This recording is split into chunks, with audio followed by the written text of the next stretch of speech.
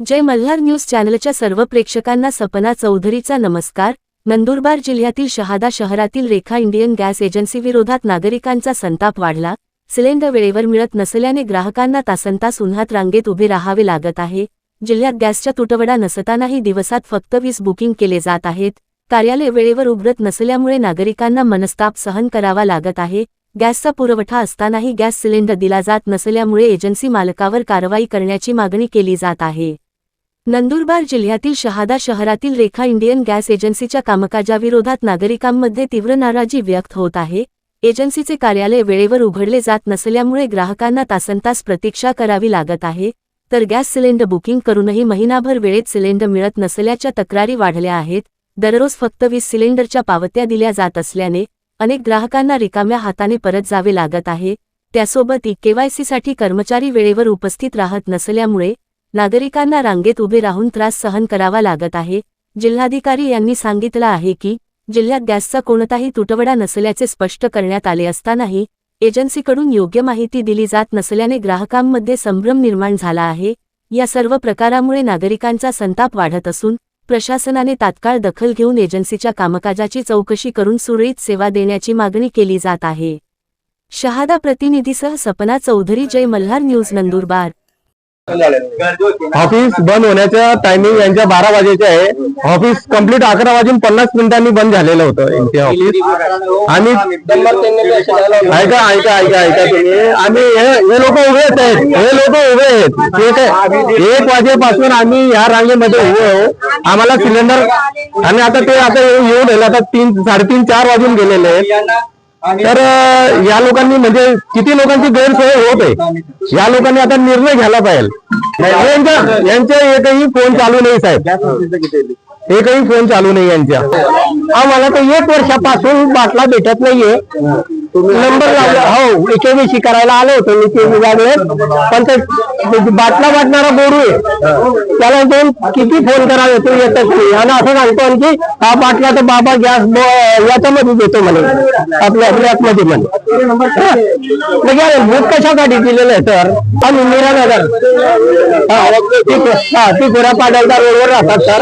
काही वेळा त्या गुरुला फोन करून करून थकून जातात, तर गुरु काही येत नाही सर। आता पण आम्ही बिगर बाटल्याने जाय चुल्यावर घालून राहिले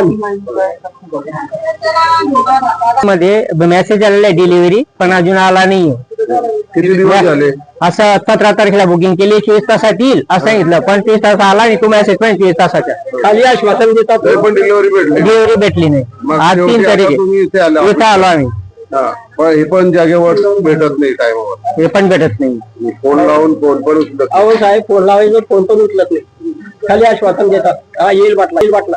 आमच्या घरातलं गॅस बुकिंग पहिल्यांदा मी 9 मार्चला केला। 9 मार्चला बुकिंग केल्यानंतर मला वाटलं की परिस्थिती, जागतिक परिस्थितीनुसार उशिरा येईल, त्यामुळे मी नंतर काही कॉन्टॅक्ट केला नाही। नंतर मला 17 मार्चचा मेसेज आला की DSCचा मेसेज आला, त्याच्यामध्ये सांगितलं की 2-3 दिवसांनी भेटेल। मी 22 तारखेला पुन्हा इथं आलो आणि आल्यानंतर विचारलं की माझा गॅस कधी पुरवत येईल, ते म्हणजे 2-3 दिवसात येईल। आज तो पुन्हा इथं आल्यानंतर आता 1 एप्रिलचा मेसेज आला आणि 1 एप्रिलच्या मेसेज मध्ये त्याने सांगितलं की तुम्हाला 2-3 दिवसात भेटेल। आणि आज 2 एप्रिल आहे, तर पुन्हा आलो मी इथं, तर इथं सांगतात की 20 लोकांना पावत्या भेटेल। पण 20 लोक कोणते आहेत? लोक इथं सकाळपासून एवढी मोठी गर्दी आहे, त्यांच्यापैकी कोणाला भेटणार आणि किती लोकांना त्यांनी इनवॉइस दिला असेल हे महत्वाचं आहे। आणि मी आज BLO म्हणून काम करत असताना सकाळपासून गावात फिरतोय SIRच्या कामासंदर्भात। तर अडचण मला अशी होती की उद्यापासून माझ्या घरात जर चूल पेटले नाही तर मला अन्न म्हणजे मिळणं कठीण आहे। तर मी आज सकाळपासून एवढी जी गर्दी आहे की सकाळ कोणत्या लोकांना भेटणार आहे। आणि 12 वाजता 12 ते 2 बंद होती, तर आज 3:30 वाजता ती सध्या उघडली गेली आणि खूप लोकांना फोन केल्यानंतर इथं लोक आले। तर या संदर्भात अपेक्षित न्याय लोकांना मिळाला पाहिजे। इथं उभे आहेत आम्ही, यांचे फोन लावतोय, फोन पण लागत नाहीये। मी बस स्टँड वरनं पायी आली भर उन्हामध्ये। हा, हे सांगता आम्हाला तुम्ही ऑनलाईन बुकिंग करू नका, इथं येऊन पावत्या घ्या। हा, खेड्यावरच्या लोकांनी 4-4 वेळेस भाडे खर्चून यायचे इथं। हा, साधारण लोकांनी किती वेळेस भाडं खर्चून इथं यायचं सर? हा, इथं आलो तर आम्ही काम सोडून आलो, 2-2, 3-3 तास इथं बसायचं। मग आम्हाला काम आहेत, पोट भरायचे का इथंच बसायचं आम्ही? साधारण लोकांनी 2 नंबर मध्ये गॅस कुठून घ्यायचा? यांना 2 नंबर मध्ये द्यायला निघताय गॅस, आणि साधारण लोकांची बुकिंग राहिली त्यांना गॅस द्यायला नाहीये. मग हा कुठला व्यवहार आहे यांचावाला? जे ते बोलतोय आम्ही.